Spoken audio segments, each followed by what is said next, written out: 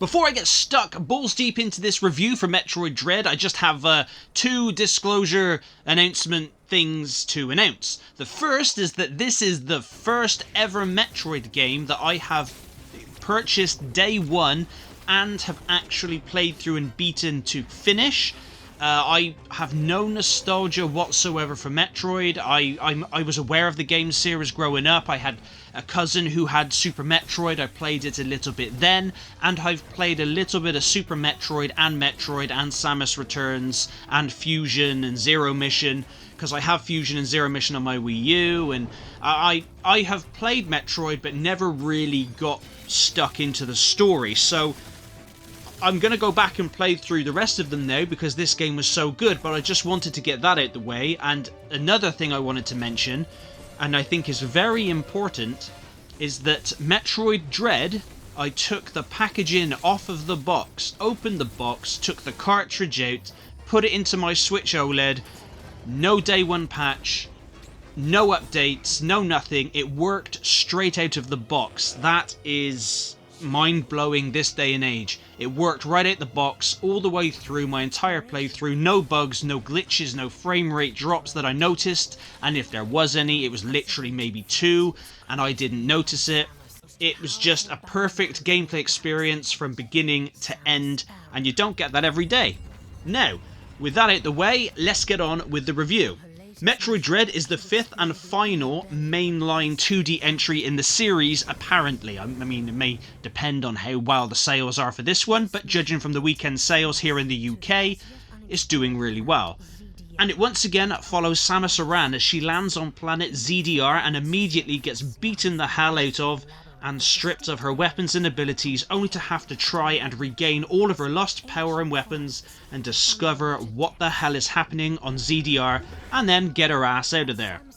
That is all the story I'm going to give you, as the game does have a lot of dialogue from Adam, Samus's AI companion, and a couple of the characters within the game, as well as some really cool and awesome cutscenes where Samus is just a badass.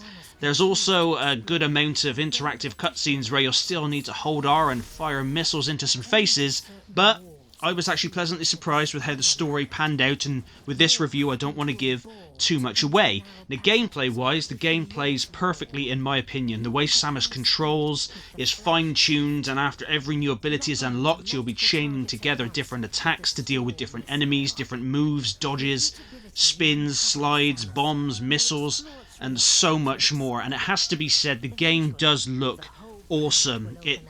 I think the gameplay is 60 frames per second and the cutscenes are 30, but it's just so cool looking. The map, or collection of 8 maps, is pretty large with plenty of nooks and crannies hiding extra missiles and health. There's a great variety in the locations, and the backgrounds, like I said, are excellent. There's both hot and cold areas which require upgrades in order to traverse, and as is standard with Metroid games, there is a good amount of backtracking. However, it's handled really well where areas you previously entered are changed in ways that make you have to use your noodle and any new abilities you've unlocked to find new paths and ways to traverse. It is really cool. All the different attack options make for some great fighting. There's a little glint that some enemies will show, which is when you're supposed to counter with a melee attack, which is really satisfying. You can fire Samus's standard energy attack from her arm cannon, which can be upgraded to fire 3 blasts instead of 1. And there's further upgrades to that as well. There's the charge blast, there's missiles, lock-on missiles, a few different dodge-specific abilities. The screw attack, which is where Samus jumps and spins, dealing damage. Even though the screw attack does sound mighty dodgy, there are so many more abilities to unlock, but like I said, I don't want to give too much away, as finding all of these things, it's an experience within itself.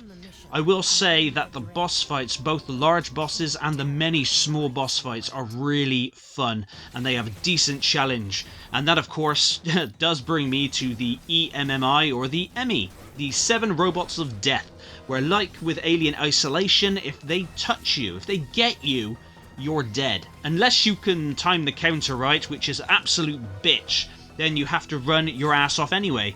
Each one has a different thing that they do, like shock and paralyze you, freeze you, and They are so fast. It really does run up the blood pressure when one of them are after you, trust me.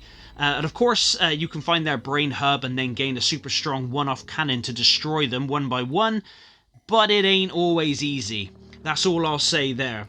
You do gain the ability to go invisible to avoid detection from the enemy and be able to get through some security doors, but although you're invisible, if the enemies still touch you, they'll still get your ass, and the invisibility does not last forever. The energy will run out, and they will still find you.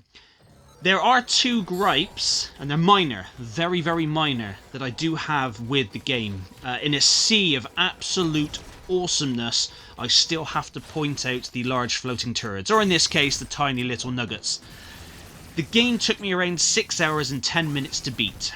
Now, I wasn't expecting a 20-hour story, and, but for the last Metroid 2D game in the series, maybe they could have at least, stretched it to between 10 to 15 hours, maybe. But, I mean, I only did collect around 35% of the in-game items, so maybe for completionists it'll take closer to around 9-10 hours, maybe. But I don't know, I was expecting something a little bit longer. And the other gripe is that apart from unlocking hard mode once you beat the game and collect all the missile upgrades and the energy tanks, there's nothing more to do. Now, I know some Metroid fans, or probably all the Metroid fans, will tear me apart in the comments for saying this, but as I said earlier, this is my first Metroid game I've played through and beaten, and I have no nostalgia for it.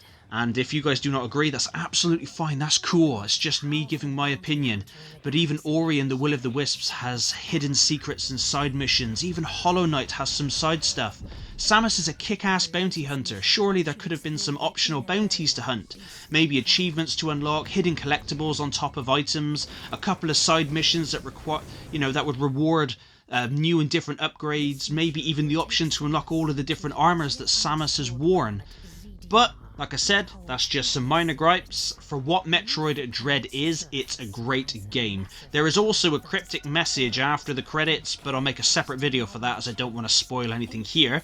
But Metroid Dread gets a solid 9 out of 10 from me. If it had been a bit longer and had some extra bits in there, some more modern gameplay-esque things, like the collectibles, maybe an achievements, or just, I don't know, just some other stuff to aid in the more casual audience in replaying the game.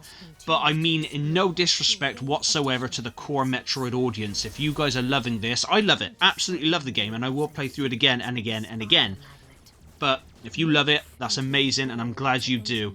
But if it had just had those things in it, for me, it would have been easy 10 out of 10. But for personal preference, I'm going to give it a 9. But thank you very much for watching the review, and until next time. With each ability you uncover as Samus, your exploratory options will expand. Eventually, the whole planet will open up and be yours to explore at will. The abilities you gain can also be used in combat against enemies, making them versatile.